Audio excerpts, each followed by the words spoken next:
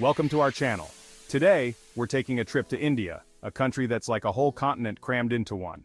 We're talking diverse landscapes, ancient traditions, and enough spices to keep your taste buds on their toes. We're breaking down the pros and cons of the top places to visit because hey, even paradise has a queue for the bathroom sometimes. First up, we're heading to Agra, home of the Taj Mahal. Built by Mughal Emperor Shah Jahan in memory of his favorite wife, Mumtaz Mahal, it's a testament to love, loss, and some seriously impressive architecture. I mean, the intricate details, the symmetry, the sheer scale of it, it's enough to make you want to write a poem or at least take a selfie. But here's the catch, the Taj Mahal is so popular it's like a permanent music festival. Seriously, you'll be dodging selfie sticks and tour groups like they're obstacles in a video game. My advice? Go early, like really early. I'm talking sunrise early. Trust me, the view of the Taj bathed in the golden morning light with fewer crowds? Magical. But hey, even with the crowds, the Taj Mahal is one of those places you just have to see to believe.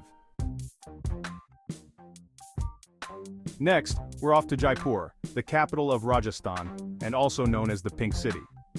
Back in 1876, they painted the whole city pink to welcome a royal visit from Prince Albert. Jaipur is all about that royal vibe, with stunning palaces like the Hawa Mahal, the City Palace, and the Amber Fort. You'll feel like you've stepped straight into a fairy tale, except instead of dragons, you might encounter some sneaky monkeys. Speaking of encounters, be prepared to face the heat, especially if you're going in the summer. We're talking scorching, melt your ice cream in seconds kind of heat. But hey, if you can handle the heat, Jaipur rewards you with a cultural experience like no other. It's a feast for the eyes, a history lesson come to life, and a reminder that sometimes pink is the new awesome. Alright, let's be honest, when most people think of India, they don't immediately picture beaches, but Goa is here to change that. This coastal state is basically India's answer to Ibiza, with palm-fringed beaches, turquoise waters, and a nightlife that's always buzzing. Whether you're a party animal or a beach bum, Goa's got you covered. But here's the thing about Goa, it's a victim of its own success. During peak season, it can feel like every tourist in the world decided to have their beach vacation at the same time. My advice? Go off-season. You'll avoid the crowds, snag better deals, and have a more authentic Goan experience. Goa is a place to relax, unwind, and soak up the good vibes. From the beaches of Goa, we're heading south to Corala, God's own country. Corala is all about lush green landscapes, tranquil backwaters, and a pace of life that's so relaxed, you'll forget what stress even feels like. Imagine cruising along the backwaters on a traditional houseboat, surrounded by coconut groves and rice paddies, or trekking through spice plantation. The air thick with the scent of cardamom, cinnamon, and cloves. Corala is a sensory overload in the best possible way, but there's one thing you need to be prepared for in Corala: the monsoon season. From June to September, the heavens open up and unleash a deluge of rain that would make Noah himself take cover. The monsoon season has its own charm, with lush greenery, cooler temperatures, and fewer crowds. Just pack your raincoat, embrace the rain, and remember, a little water never hurt anyone. Hold on to your hats, folks, because we're about to enter a whole different world. Varanasi, one of the oldest and holiest cities in India.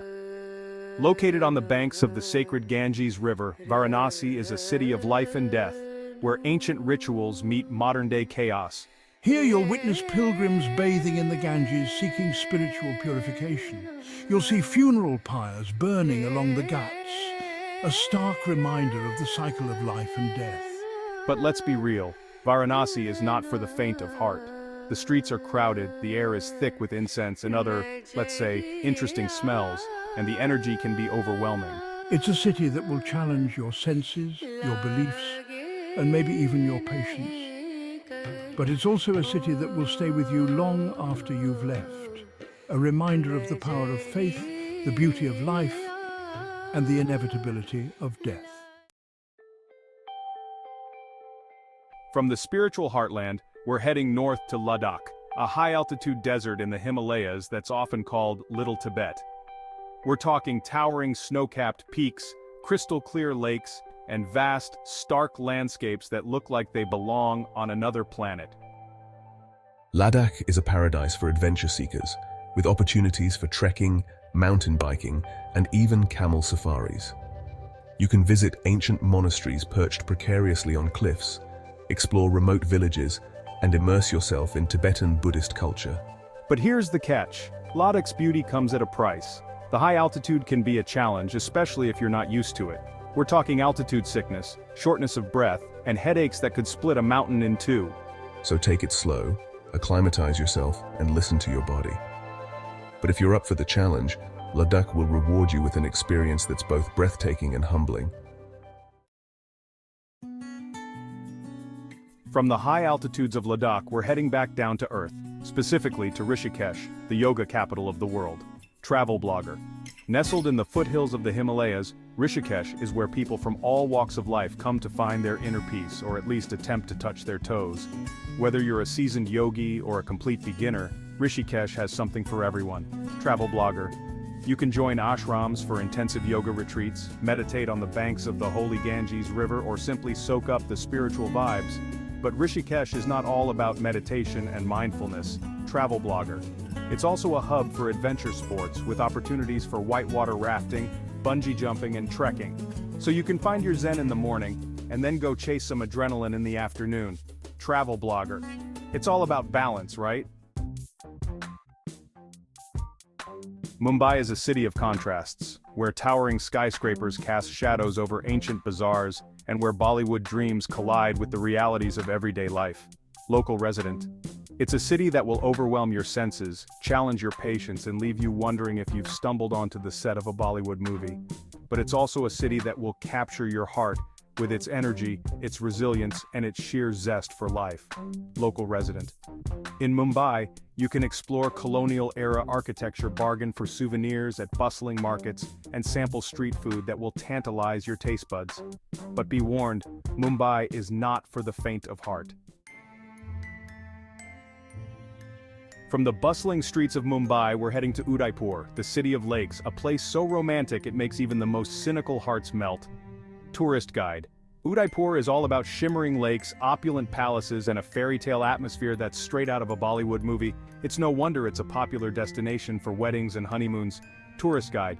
Here, you can cruise along Lake Pichola at sunset, the sky ablaze with colors, the city palace reflected in the water. You can explore the Jag Mandir, a palace that seems to float on the lake, or wander through the Sahelion Ki Bari, a garden designed for royal ladies. Tourist guide. But here's the thing about Udaipur. Its beauty has made it a magnet for tourists. Some areas, especially around the main attractions, can feel a bit touristy, with souvenir shops and touts vying for your attention. For our final destination, we're traveling back in time to Hampi, a UNESCO World Heritage Site that was once the capital of the Vijayanagara Empire. Historian. Today, Hampi is a surreal landscape of ancient ruins, giant boulders, and a mystical atmosphere that's hard to describe. Historian, it's like stepping onto the set of an Indiana Jones movie, minus the snakes and the booby traps, hopefully. Historian, here you can explore the ruins of temples, palaces, and markets, marvel at the intricate carvings, and imagine what life must have been like centuries ago. Historian. You can climb to the top of Matanga Hill for panoramic views of the landscape. Historian. Or rent a bicycle and explore the surrounding villages. Historian. But here's the catch, Hampi is not exactly a bustling metropolis. Historian, in fact, it's pretty laid back with limited modern amenities. Historian, don't expect fancy hotels, shopping malls, or even reliable Wi-Fi. Historian, but that's part of Hampi's charm. So there you have it, folks, our whirlwind tour of the top places to visit in India. From the Taj Mahal to the beaches of Goa, from the Himalayas to the backwaters of Corala, India has something to offer every traveler. Thanks for watching. If you enjoyed this video, don't forget to like, share, and subscribe for more travel tips and guides.